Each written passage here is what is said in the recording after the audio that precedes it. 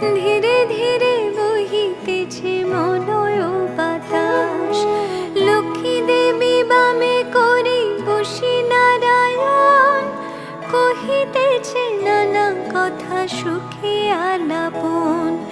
হেন কালে বিনা নিয়ে আসি মুনিবর, নারায়ণের সাক্ষাতে কহিল বিস্তর। তারপরে কর জোরে করিয়া প্রণতি, কহিল নারদ মুনি নারায়ণী প্রতি। কহ মাতায় কেমন তোমার বিচার, চঞ্চলা চপলা প্রায় ফিরে দ্বারে দ্বার। পলকের তরে তব নাহি কোন স্থিতি, মর্ত